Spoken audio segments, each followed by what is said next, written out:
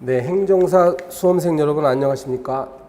오늘부터는 이제 그 2차 시험입니다. 2차 시험 대비반 그 행정 절차론, 제가 담당한 행정 절차론, 이 2차 시험은 아시다시피 그 주관식도 보통 주관식이 아니라 논술식이죠. 논술식. 그래서 자기의 생각, 머릿속에 있는 생각을 백지에다가 쭉 적어 나가는 거예요. 그렇죠. 이 사람이 생각하는 것을 글로 표현한다는 것은 또 다른 문제입니다. 공부를 아무리 잘 하셨어도 글로 표현한다는 건 또 제3자한테 보여주기 위한 것이죠. 그러면 누가 보더라도 쉽게 이해할 수 있도록 써줘야 되는 것이 원칙이고, 중요한 사항들을 담아내지 못하면 점수로 연결되지가 않습니다. 그러니까 이런 기본적인 그런 시험의 특성을 알고서 여러분 공부를 잘 하시겠습니다. 제가 이 문제집 머릿말에다가 그러한 내용들을 써놨으니까요. 네, 하고 드리고 싶은 말씀은 거기다 잘 써놨으니까 여러분 꼼꼼히 한번 읽어보셔서 저의 이런 생각이 잘 전달이 됐으면 합니다. 저도 이제 제 소개 말씀을 간단히 드리면, 저도 이런 논술식 시험을 통과해서 공무원 시험도 합격하고 그래봤어요. 그래서 이거 쉽지가 않습니다. 단순히 객관식 문제는 그 지문 자체가 옳으냐 틀리냐를 맞추는 것이지만, 이건 그걸 뛰어넘어서 머릿속에다 최대한 담아 놓은 다음에 시험장에 들어가야 돼요. 자, 그러기 위해서, 그리고 제가 머릿말에도 써놨습니다. 평소에 실탄을 많이 준비해 놓은 사람이 이깁니다. 막상 시험 시간은 굉장히 짧아요. 이 사람이 마음이 긴장된 상태에서 문제가 주어지면 미처 준비가 되어 있지 않을 때는 당황해서라도 자기의 실력을 더 발휘를 못합니다. 있는 실력도 발휘를 못해요. 자, 그럼 어떻게 할 것이냐? 미리 자, 이 문제가 떴을 때 나는 어떻게 일필휘주로 써 내려갈 것인가에 대해서 마음의 준비가 되어 있어야 합니다. 바로 그게 관건이죠. 그래서 지금부터 제가 이제 요 책이 말이죠. 요 책이 한 90여 개의 주제를 뽑았어요. 이 안에서 나오리라 생각을 합니다. 작년 2015년 문제도요. 작년대 그런 문제집에서 다 나왔어요. 사실은. 그래서 이 출제 가능한 문제가 다 선별이 되어 있으니까 이걸 계속적으로 반복해서 공부하시면 됩니다.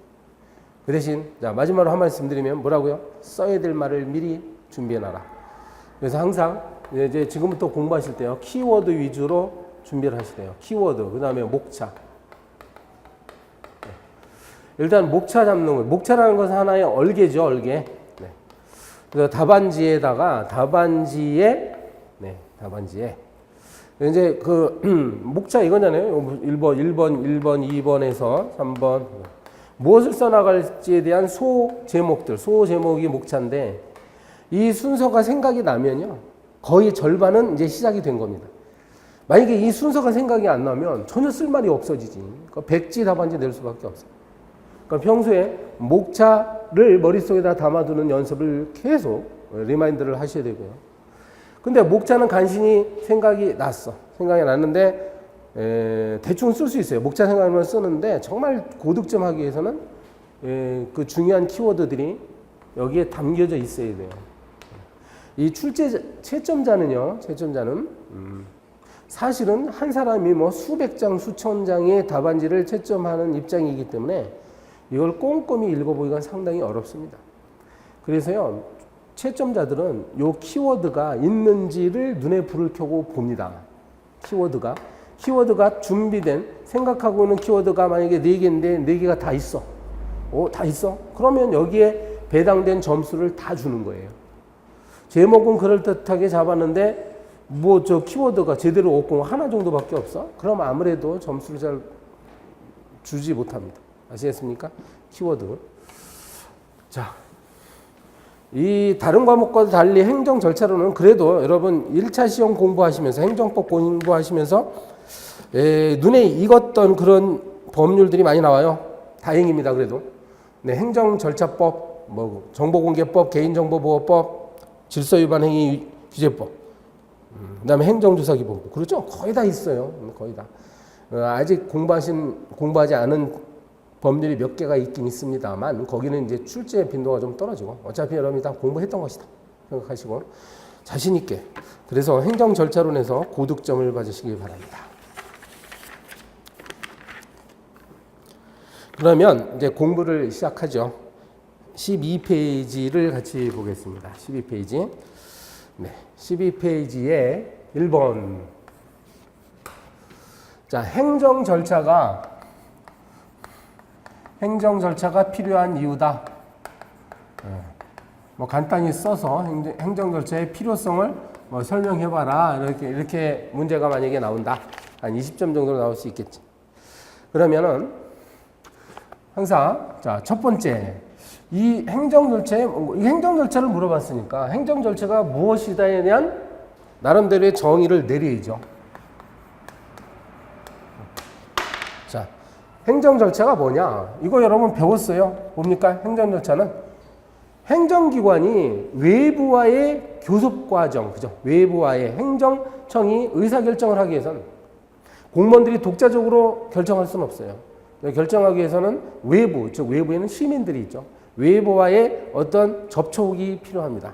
그래서 의사결정을 함에 있어서 밟아야 할 외부와의 교섭 과정이다. 이거지.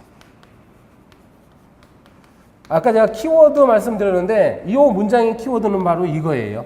행정기관이 여기다 더 붙이면 좋죠. 행정기관이 의사결정을 함에 있어서 의사결정을 위한 외부의 교섭 과정 자체를 행정절차라고 합니다.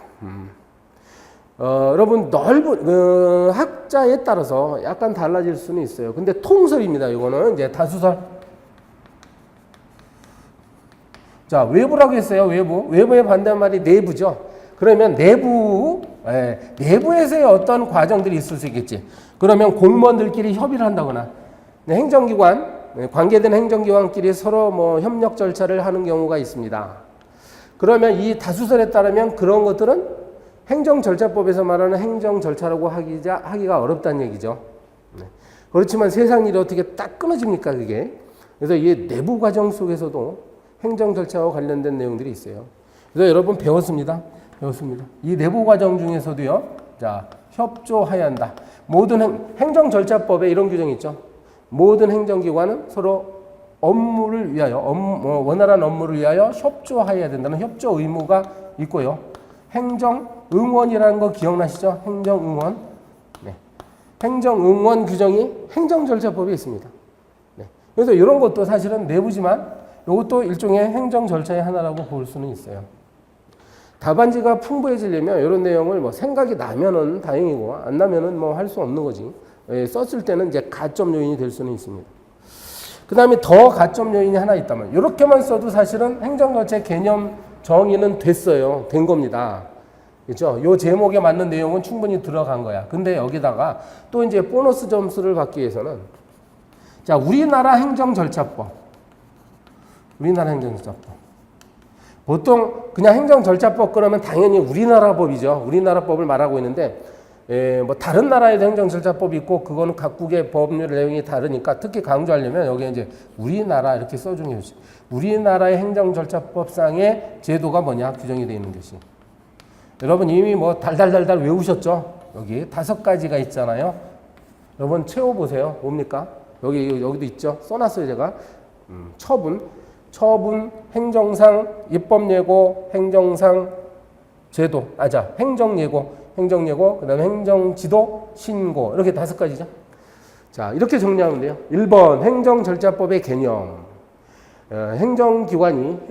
행정기관이 의사결정을 함에 있어서 필요한 외부와의 교섭 과정을 말한다. 괄호 열고 뭐 다수서 이렇게 쓰면 돼요. 여기에는 이제 비록 내부적인 과정일지라도 일부 협조 의무나 행정응원도 넓은 의미의 행정절차에 속할 수 있다.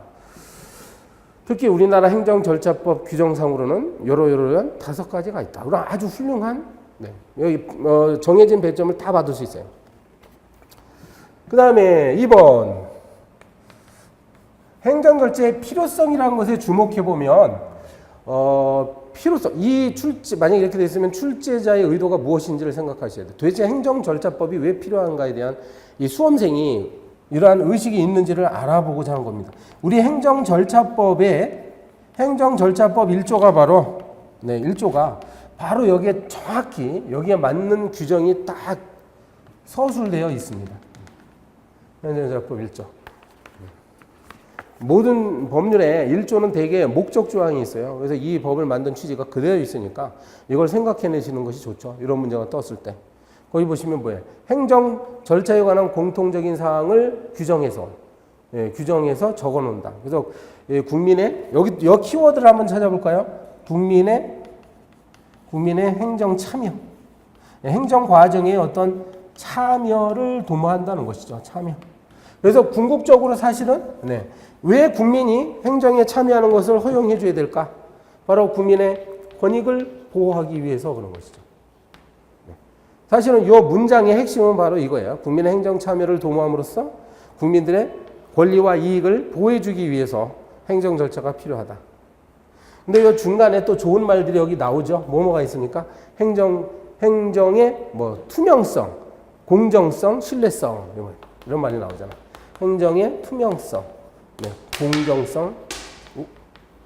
공정성, 신뢰성 이런 말들까지 생각에 나면 아주 좋은 것이고요. 이렇게 간단히 한 두세 줄로 1조를 써주고 그다음에 3번에 가서 이제 본격적으로 행정적 필요성을 여기다가 이제 아주 가장 배점이 많이 주어지는 곳이에요. 그런 필요성. 제가 나름대로 여기 이 작은 목차들을 지금 적어놓긴 했는데요. 행정작용의 민주화, 그다음에 행정작용의 적정성, 그다음에 또 능률성 이런 거 써놨죠. 능률성. 그다음에 예방적, 그러니까 사전적 구제자, 사전적 권리 구제. 그래서 여러분 이제 두 문자로 외워두면 좋고. 이게 정답은 아니에요, 사실. 꼭 이렇게 쓰라는 건 아닙니다. 여기 이제 나름대로 들어갈 만한 내용들이 다 있는가를 보는 거예요. 적절하게. 순서가 정해진 것도 아니고. 이게 생각이 안 나면 아까 이런 걸 써도 돼요. 소제목이 이게 들어가면 되죠? 아주 좋지? 이걸 다시, 그러니까 1번 투명성, 2번 공정성, 3번 신뢰성. 그리고 나서 여러분이 이제 그동안 갈고 닦은 실력을 여기다 쭉 써주는 거예요.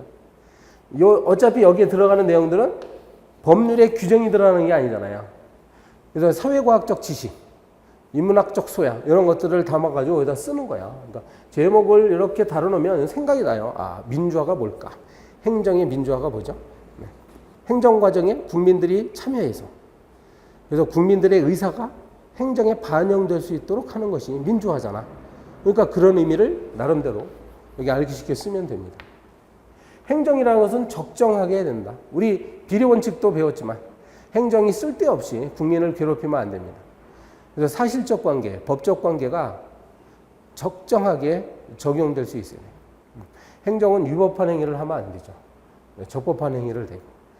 그런 내용들을 여기 제 교재에 참고 삼아서 평소에 이렇게 좀 생각을 해두세요. 읽어볼까요? 자, 행정정의 민주화부터 보면 이해관계인이 참여할 수 있는 기회를 보장한다. 민주주의를 실현한다. 여기 보면 민주주의니까 민주주의, 국민, 이런 이해관계자 이런 단어가 들어간다는 걸 여러분 알 수 있죠. 그다음에 적정화. 행정을 적정하게 한다는 말이 뭘까? 그래서 사실 인정을 적정화하고 법령 해석을 적정화해야 된다. 그럼으로써 적법성과 공정성을 확보해야 된다. 능률이라는 건 원래 뭐죠? 능률은 투입분의 산출을 크게 하는 게 능률이죠. 그럼 투입은 비용이야. 어떤 같은 효과를 얻기 위해서 예산, 비용이 너무 많이 들어가면 안 좋습니다. 별로 얻는 효과는 미미한데 여기에 투입해야 되는 자원이 굉장히 많다면 이건 비능률적인 거야. 그래서 행정 절차법을 만든 이유도요. 미리 행정 과정을 규정을 정해놓음으로써 쓸데없는 일 하지 말고 빨리빨리 신속하게 처리할 수 있다는 의미가 있어요. 그리고 절차법을 만들므로써 국민들의 저항이 줄어들 수 있습니다. 저항을 최소화한다. 그러니까 국민의 입장에서는 이 행정 과정이 예측 가능하다 보니까 이제 국민도 이해를 잘하고 국민을 설득하기가 쉬워요. 저항을 최소화하니까 만약에 저항이 많았을 때는 국가 입장에서 이 국민의 저항을 완화하기에 투입해야 될 비용이 굉장히 컸을 텐데 저항을 안 하니까 거기에 들어가는 노력이 그만큼 줄어들죠. 그래서 이 행정기관은 요 편익, 효과를 최대화하기 위해서 더 힘쓸 수가 있고 따라서 이러한 것이 능률성의 개념이라고 할 수 있습니다. 그렇죠. 거기 읽어보시면 절차적으로 간이 신속화한다. 저항을 완화시켜서 행정이 능률화하기 말입니다. 그리고 무엇보다도 이거 꼭 빠지면 안 돼요. 이건 어떤 예방적 구제 절차다. 반대말이 뭐죠? 반대말? 그러니까 사후적, 뭐 교정적 이런 말들이 반대말인데 사건이 터지기 전에 미리미리 이걸 예방한다는 차원이죠. 국민의 권리가 침해된 다음에 여러분이 배웠던 침해된 다음에 할 수 있는 건 뭐 국가배상 청구제도, 손실보상 청구제도, 행정심판이나 행정소송제도가 있는데 이게 이제 국민의 입장에서 보면 굉장히 어려운 일입니다. 국가를 상대로 이 권리 투쟁을 한다는 건 너무 어려운 일이고 쌍방간을 서로 못할 짓이죠. 따라서 그 전에 사고가 발생하기 전에 미리미리 절차를 이렇게 적정하게 해놓으면 국민의 피해가 발생하는 걸 방지할 수가 있습니다. 위법 부당한 행정장애에 대해서 예방적, 사전적 행정구제 기능을 한다. 네, 됐습니다. 이 정도 써주면은 아주 훌륭한 답안이 되지 않을까 생각을 해요. 자, 그러면 이제 2번 가겠습니다. 2번. 행정 절차의 뭐라고? 법적 근거예요. 법적 근거. 법이라고 했어요. 법. 저건 말하자면 뭐냐면 어떤 이론적 근거예요. 그죠? 행정 절차가 왜 필요한가? 예, 사회과학적 의미에서, 과학적 의미에서 이렇게 설명한 건데. 그럼 실제로 이 2번 문제는 법률에는 어떻게 규정되어 있느냐 이 말입니다. 행정 절차의 근거가 어디에 있느냐? 우리 그 법의 체계는 그렇죠. 맨 위에 이제 헌법이 있는 거죠. 헌법이 있고 이제 법률이 있는 것이다. 그리고 하위 법령이 있어요. 그러면 법적 근거 이야기를 할 때는 항상 상위법부터 설명해 나가는 게 좋죠. 순서가. 그럼 첫 번째로 뭐야? 헌법적 근거부터 살펴보는 거예요.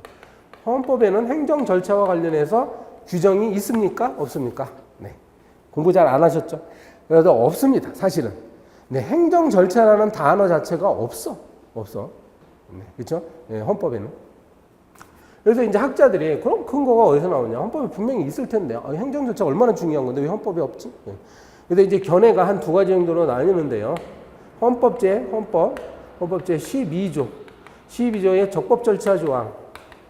네, 적법 절차 조항에서 찾는 견해가 하나 있습니다. 요 12조의 내용을 평소에 이제 외워두는 게 좋죠. 거기 보시면 모든 국민은 적법한 절차와 법률에 의하지 아니하고는 처벌, 보안 처분 그리고 강제 노역을 당하지 아니한다. 이렇게 돼 있어요.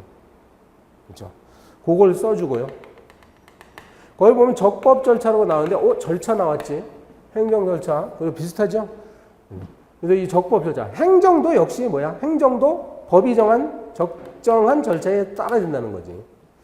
근데 여기서 그 하나의 쟁점이 하나 있는데, 여기 헌법 12조를 읽어보니까 조금 전에 뭐라고 돼 있었다고요? 처벌이나 보안 처분, 그 다음에 강제 노역 이런 표현이 나오잖아. 그럼 이게 뭔 거 아니에요? 이게 사실은 형사 절차와 관련된 내용이에요, 원래. 형사라는 것은 범죄를 저지른 사람을 제재하는 그런 절차잖아. 그럼 헌법 12조 적법 절차는 사실 형사 절차에 관해서만 규정이 되어 있습니다. 근데 우리가 지금 논하고 있는 건 행정 절차잖아. 행정 절차.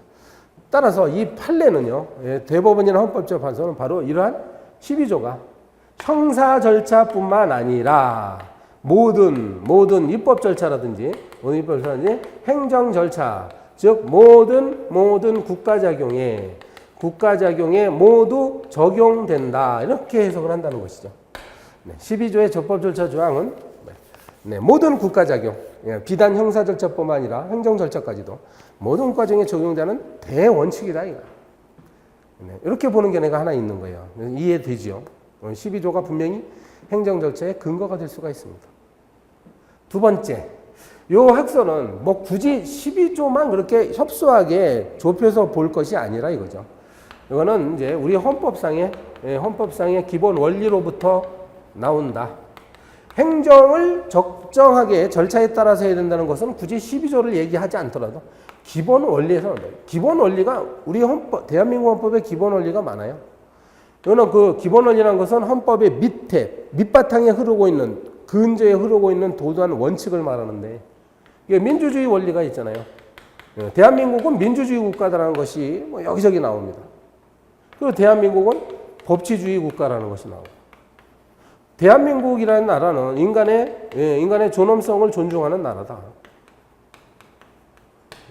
뭐 많이 있겠지만 아니면 세 가지 정도만 써주고 그죠? 따라서 당연히 여기서 행정 절차는 아무렇게나 하면 안 되고 법이 정한 절차, 법률에 따라서 그죠? 법률에 따라서 해야 된다.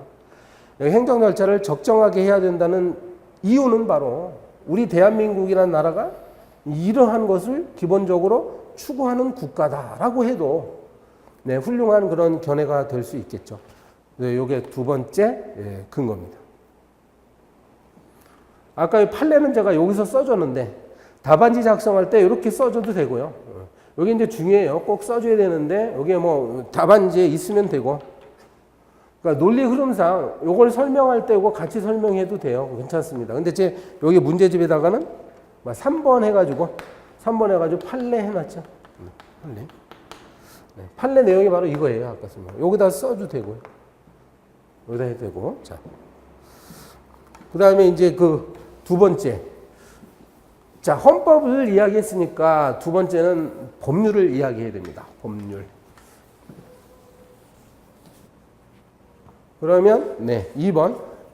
그러면 법률적 근거. 생각을 해봐야 돼요. 법률? 뭐가 있을까? 행정 절차. 당연히 여러분 잘 아시는 겁니다. 그래서 이제 행정 절차법에 여기 있는 거죠. 제가 1번이라고 한 이유는 행정 절차법만 있는 게 아니죠. 그리고 항상 서술에 나갈 때요. 순서가 있어야 돼요. 여기서는 이제 일반법을 먼저 적어주는 게 좋아. 행정 절차와 관련된 일반법이 바로 행정 절차법이 있어. 그래서 우리나라 행정 절차에 대한 일반법으로서 행정 절차법이 있더라. 1990년대 후반에 만들어져 있습니다. 행정 절차법. 그 다음에 이제 제가 뭐 여기서 같이 썼는데 여기다 쓰던가 아니면 2번 해가지고 쓰던가 뭐 교재대로 할게요. 네, 민원사무 처리에 관한 법률이 있습니다. 민원사무 처리에 관한 법률. 요 법은 아마 여러분 요거 2차 시험 과목의 다른 과목에서 자세히 배우시겠죠? 네. 그 법률입니다. 바로 민원사무 처리에 관한 법률. 이게 일반법이에요. 그런데 이제 사실은 더 일반법이 이거고 이게 더 위에 있는 일반법이고 특히 민원사무. 민원사무 뭐죠? 네. 행정기관에다가 특정한 행위를 청구하는 것이 바로 민원사무죠. 특정한 행위 청구하는 게 민원이고 그런 걸 처리하는 것을 민원사무라고 하죠. 행정절차법은 특정한 행위뿐만 아니라 국민이 갖고 있는 모든 불평, 불만 이런 것들을 행정기관에다가 얘기할 수 있습니다. 그때의 절차를 여기다가 정한 겁니다. 그러니까 이게 더 일반법이에요.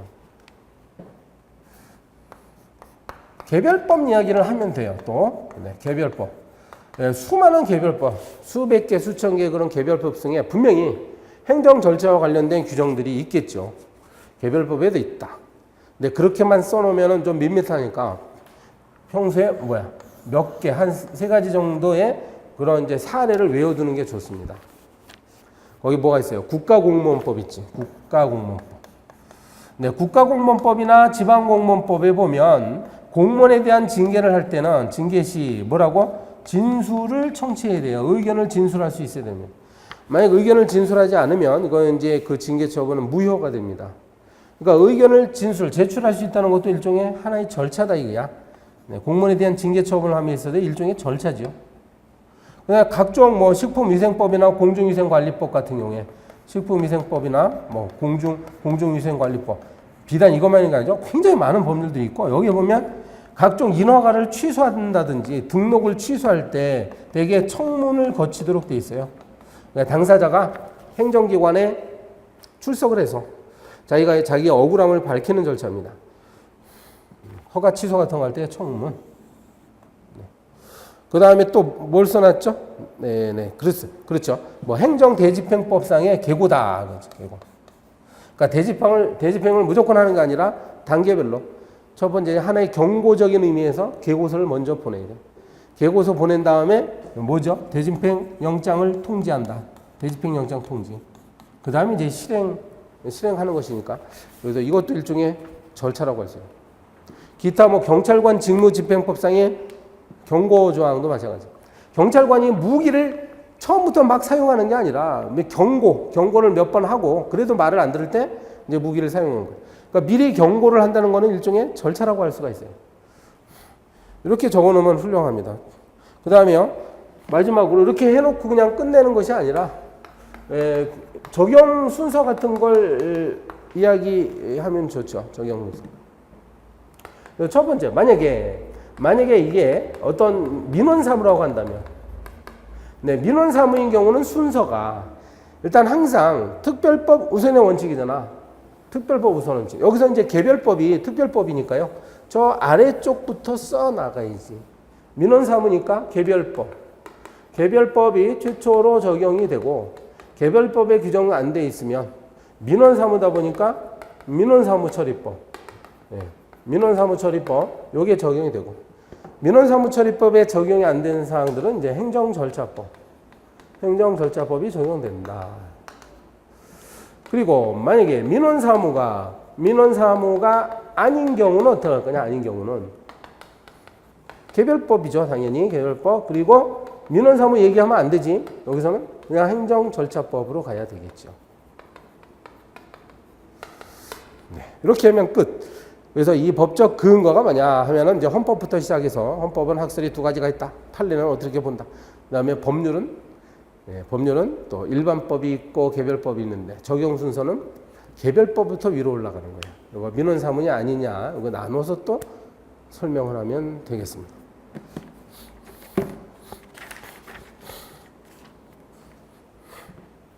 자, 그러면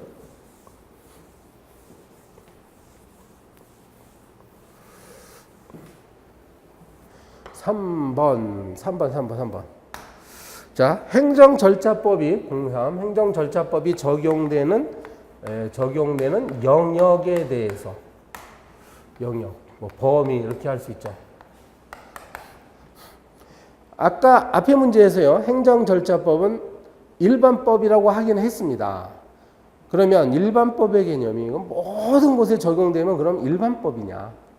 전부 일반법이라고 하면 전부 적용될까요?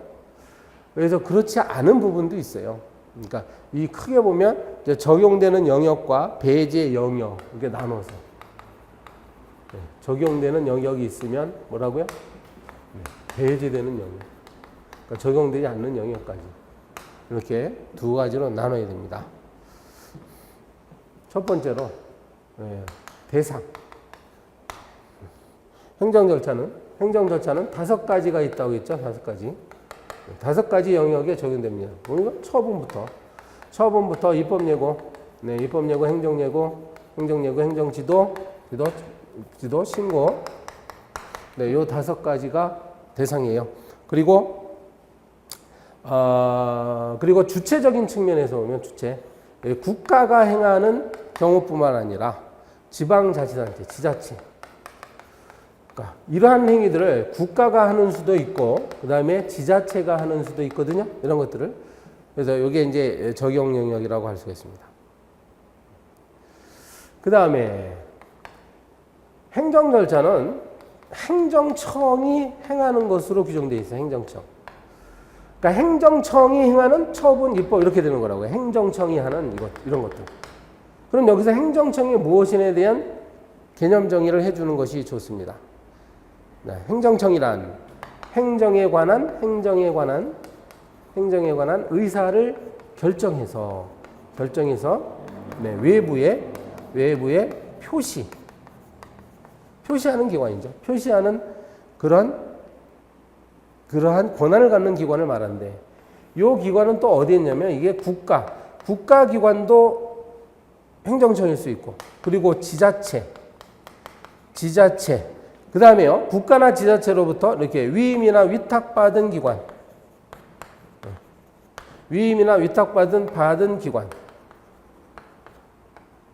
다른 말로 하면 거꾸로 얘기하면 수임이나 수탁받은 기관이라고 할 수 있습니다. 기관이나 사인까지. 여기 이제 개인이죠. 이걸 뭐라고 배웠습니까? 공무수탁 사인. 공무수탁 사인도 행정절차법상 보면 행정청에 속할 수가 있어요. 그러니까 얘네들이 하는 행위다 이제. 네. 얘네들이 하는 뭐야? 이러이러한 내용들. 그런데 그것이 국가나 지자체의 행위 모두 포함이 됩니다. 그다음에 이거는 여기 나오는 거는 이제 뭐 암기할 수밖에 없는 것인데 쭉 여기 일단 훑어보면 요건 좀 특별한 어떤 영역들이 있고 따라서 특별법에 의해서 개별법에 의해서 처리가 되는 것이고 그러니까 개별법들이 다 있어. 그럼 거기에 따라서 처리가 되는 거지 행정절차법이 적용되지는 않습니다. 우선적으로 적용되는 건 아니에요. 그럼 여기 이제 보세요. 국회나 지방의회, 국회나 지방의회의 뭐 그 의결이나 동의, 네, 승인, 네, 이런 것들을 받아서 행하는 사항들, 그건 행정절차법이 적용 안 된다.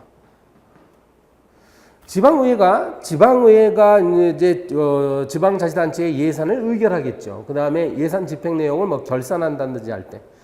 이런 것은 지방자치법이라는 법률이 따로 있지 않습니까? 그래서 지방자치법이 정한 바에 따라서 뭐 지방자치단체장과 의회에서 하는 일이 아주 세세하게 규정이 돼 있어. 의원들이 제적과반수 출석 몇 %가 찬성을 해야 의결안이 통과되는지 뭐 이런 내용들이 있으니까 지방자치법에 따라서 처리가 되는 거예요. 국회. 그 다음에 법원 이야기 하면 되죠. 법원이나 뭐 헌법재판소. 여기서 하는 판결이나 결정, 이런 재판이지. 재판에 의해서 그 집행으로 행하는 사항. 뭐 군사법원 얘기도 나오네요. 군사법원도 이제 법원의 하나니까. 법원이나 헌법재판소. 그 다음에 각급 성관위의 어떤 결정에 따라서 행하는 경우. 그 다음에 감사원 이야기 하면 되고, 각종 뭐 형사 절차는 따로 마련되어 있잖아요. 행형은 교도소에서 그 죄수들을 관리하는 그런 행정작용이 행형이야. 그러면 우리나라는 이제 행형법이라고 따로 있단 말이에요. 거기에 따라서 만약에 교도소에서 막 난동을 피우는 애들이 있지. 그러면 이거는 행형법이 정한 바에 따라서 이른바 감치 처분 같은 걸 합니다. 즉 독방에 가둘 수 있는 거야. 24시간 CCTV가 촬영되고 있는 그런 독방에다가 이런데 특별 관리하는데 이게 행정절차법 적용이 아니에요. 이거 별도의 법률이 적용됩니다. 그다음에 보안 처분에 관련된 내용들도 별도로 많은 법률들이 따로 있어요. 그리고 국가안전보장, 외교, 외교, 국방, 통일 같은 문제들. 근데 예전에 행정법 시험 객관식에서 요게 지문이 떴었는데 이렇게만 써놓으면 이건 완전치가 않아요. 국가안전이나 외교, 국방, 통일에 관한 내용이기만 하면 무조건 행정절차법이 적용되지 않는 게 아니라 만약에 요것을 행정절차법을 적용했다가는 국가의 중대한 이익을 현저히 해할 가능성이 있을 때 그때는 행정절차법이 적용되지 않는다는 얘기입니다. 그래서 이런 말들을 사실 안 써버리면 이건 정확한 문장이 안 돼요. 출제자는 이미 알고 있습니다. 이런 말이 들어가 있는지 보는 거야. 근데 사실 뭐 이게 혹시 빠지더라도 뭐 크게 이런 걸 가지고 낙제점 주지는 않습니다. 훌륭하죠. 이렇게만 써도 사실은. 근데 이거 쓰면 아주 좋습니다. 그리고 심사청구, 기타 심사청구, 해양안전심판, 조세심판, 특허심판, 행정심판 이런 거는 별도의 법률이 따로 있기 때문에 그 법에 따라서 처리가 됩니다. 그 다음 밑에 뭐 병역법에 따른 징집이나 소집, 그 다음에 난민 신청, 귀화 절차라든지 그리고 알선 조정 중재, 공무원에 대한 징계 절차 이런 거는 별도의 법률에 따릅니다. 그래서 이걸 최대한 기억해 놨다가 쭉 써주면 되겠어요.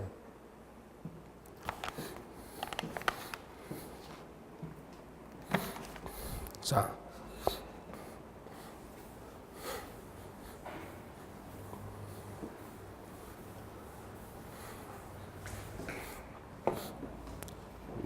그러면 이제 제 4번 행정 절차에 적용되는 일반 원칙을 쓰시오. 여러분 1차 시험에서 일반 원칙 배웠어요. 뭐가 있습니까? 일반 원칙, 뭐 비례 원칙, 평등 원칙. 신뢰보호 원칙, 신뢰보호 원칙, 부당결부 금지 원칙, 자기구석의 원칙, 공익우선의 원칙, 이런 것들이 있는데 이 문제는 과연 어떤 의미로 출제했을까요? 이런 문제가 떴을 때는. 그러면 이런 것들 다 쓰라는 얘기일까? 그게 아니고 이거는 행정법의 일반 원칙이지. 행정법. 이건 우리가 하는 건 행정 절차예요. 행정 절차는 행정기관이 외부와의 교섭 과정을 할 때 거기에 적용되는 것이 어떤 원칙이 있느냐 이 문제입니다. 이거는 자기 마음대로 자의적으로 써나가는 것보다 이건 미리 준비를 해놨다가 해야 되는데 행정절차법에 이러한 기본 원칙들, 일반 원칙들을 밝히고 있습니다. 이미 행정절차법에. 제목을 크게 보세요. 신의성실 원칙이 있죠. 신의성실 원칙. 그 다음에 신뢰보호 원칙이 있고 그리고 뭐 투명성의 원칙. 여기에 따른 법령 해석 요청권. 네, 이런 내용들 순서대로 그대로 써나가면 무난합니다. 기본적으로 요 교재에 있는 요 세 가지는 당연히 들어가야 되고 아쉬우면 여기에다가 이 중에서 여러분 생각하셔가지고 말이 되게끔 쓰면 아무 상관없어요. 어차피 일반 원칙이니까. 그게 틀린 말은 아니거든. 행정 절차를 할 때 이런 내용 여러분 실력 발휘해도 돼요. 이런 거 살 때. 근데 너무 비중을 많이 둬서 설명하면 좀 안 됩니다. 그러면 이제 이거는 행정 절차법에 무엇이 있느냐? 신의성실 원칙. 행정청은 직무를 수행함에 있어서 직무를 수행하면서 어떻게 신의 성실하게 해야 한다라는 것이 신의에 따라 성실하게 한다. 신의라는 것은 상대방, 그러니까 민원인이 즉 시민들이 행정기관에서 갖고 있는 신뢰죠. 신뢰를 배반하지 않도록 성실하게 해야 돼요. 그런 면에서는 밑에 나오는 2번 신뢰보호 원칙하고도 유사합니다. 그러니까 일맥상통합니다. 어쨌거나 이런 규정을 뒀어요. 절차법에. 그런데 거기에 제가 뭐라고 하나 보충 설명하고 있지. 요거는 이제 사법의 원리였습니다. 우리 민법 배우셨죠? 민법 2조가 민법 2조가 뭐죠? 권리를 행사하거나 의무를 이행할 때는 신의에 따라 성실해야 된다는 것이 이른바 신의칙이 민법에 규정되어 있습니다. 그래서 원래 이거는 사법상의 대원칙인데 이것을 우리가 공법 영역에도 적용하고 있다는 걸 알 수가 있어요. 이거는 행정법도 신의 성실 원칙을 둡니다. 행정 절차를 할 때도 성실하게 됩니다. 2번 신뢰보호 원칙. 첫 번째로 행정절차법상의 규정 내용을 좀 적어둘 필요가 있어요. 행정절차법에는 이렇게 되어 있습니다. 행정청의 법률 해석이나 관행이, 그죠? 행정청의 법령 해석이나 또는 관행이 일반적으로 국민에게 받아들여진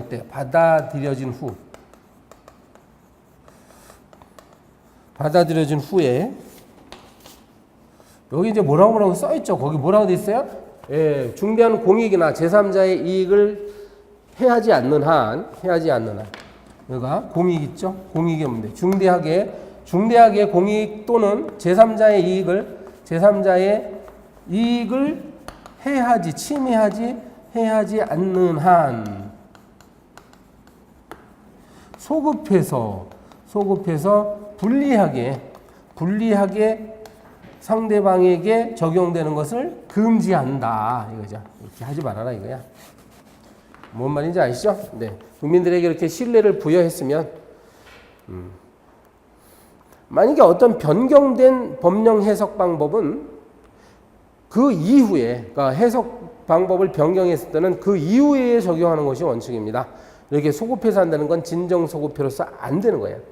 다만 소급하는 경우도 있죠. 이렇게 공익상의 문제, 제3자의 이익 문제, 사익보다는 어떤 공익적인 측면에서 소급하는 것이 더 좋을 수도 있습니다. 네, 그렇지 않으면 원칙적으로 소급해서 상대방에게 불리하게 적용하면 안 된다는 것이 여기가 이제 행정절차법에 규정되어 있는 내용이에요. 그래 놓고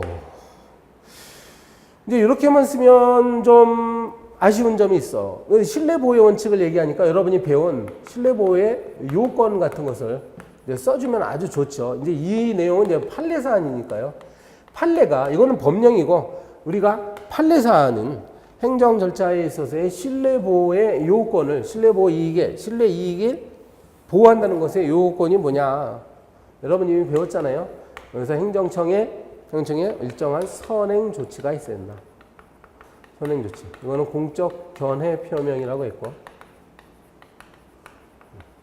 그러면 이건 어떤 영역이냐 하면 모든 어떤 국가 작용이에요.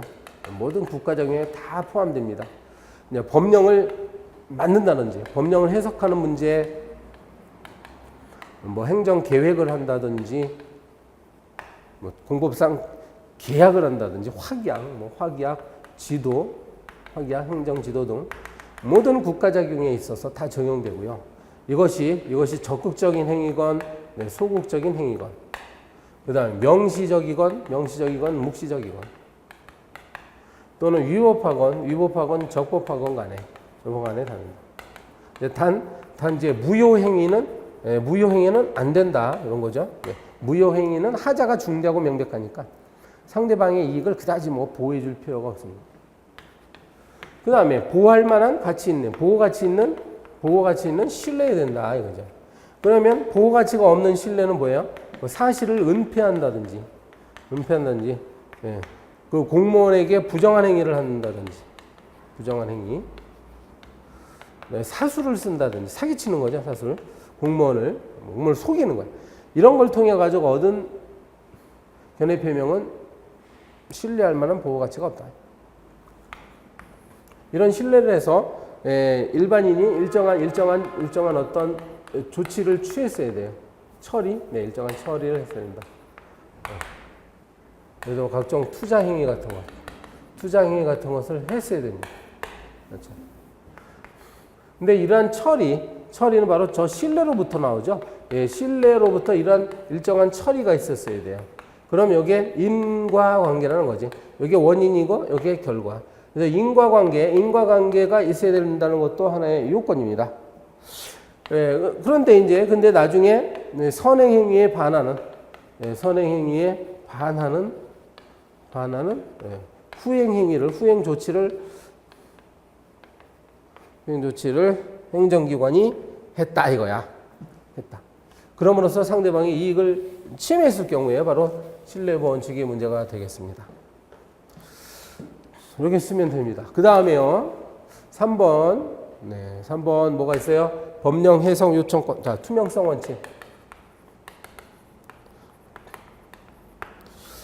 자, 행정작용은 것은 그 내용이 구체적이고 명확해야 되겠어요. 무슨 행위인지 도대체 모른다면 안 된다 이거야. 그리고요, 국민 입장에서는 이러한 행정작용을 함에 있어서 적용되는 행정상의 법령이 있죠.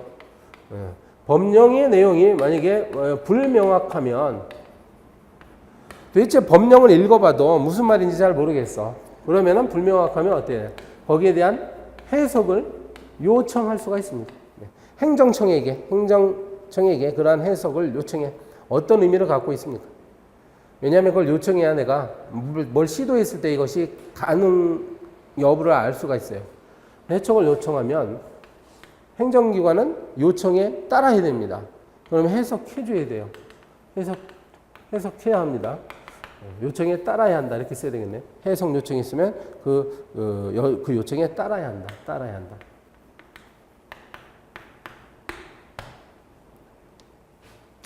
요게 이제 어쨌거나 요것들이 그 행정절차법에 있는 얘기예요. 법령 해석 요청. 여기 제목이 투명성이라고 되어 있는데 이 내용들을 가만히 보면 이게 사실은 명확성의 원칙 아니냐. 이렇게 해석하는 견해가 강합니다. 학자들은 이게 이제 그 법률에다가 제목을 달 때 그냥 명확성의 원칙 이렇게 쓰면 좋았을 것을 라고 얘기해요. 이건 명확성 원칙 아닙니까? 네. 그래도 되죠. 그리고 나서 어떻게 하라고요? 4번. 그래서 이제 그 밖에 어떤 원칙 해놓고 여러분 나름대로 자신감 있게 몇 가지 이제 쓰면 돼요. 알고 있는. 자, 비례 원칙 같은 것도 분명히 얘기할 수가 있습니다. 우리 보면 행정절차법에 행정지도 같은 거예요. 뭐 행정지도 파트에 보면 행정지도는 필요한 경우에 하도록 되어 있단 말이야. 그럼 필요성의 원칙도 있는 거죠. 네, 예를 들어서 뭐라고? 행정지도 같은 거는 이제 그 목적 달성에 필요한 범위 내에서만 하도록 되어 있으니까 비례 원칙도 여기 적용될 수가 있어요. 평등의 원칙? 당연히 적용되겠죠. 대원칙인데. 그래서 행정 절차를 함에 있어서 모든 사람들을 평등하게 취급해야 되는 거야. 평등하게. 어떤 조건들을 갖고 있는 것이 아니라 평등하게 취급해야 된다. 또 뭐가 있어요? 자기구속 같은 것도 얘기해주면 뭐 나쁘지 않습니다. 자기구속 원칙은 행정기관이 일정한 관행을 거듭했을 때 자기가 과거에 했던 행정상의 결정을 제3자에게도 적용해야 된다는 것이 자기구속 원칙이다. 그리고 공익의 원칙. 훌륭하죠. 행정기관, 행정절차라는 것은 개인의 사적인 이익과 공익이 서로 균형감이 있게 처리가 되어야 하겠습니다. 자, 이렇게 해서 일반 원칙까지 봤고요. 네, 2교시에 그 다음 주제로 넘어갑니다.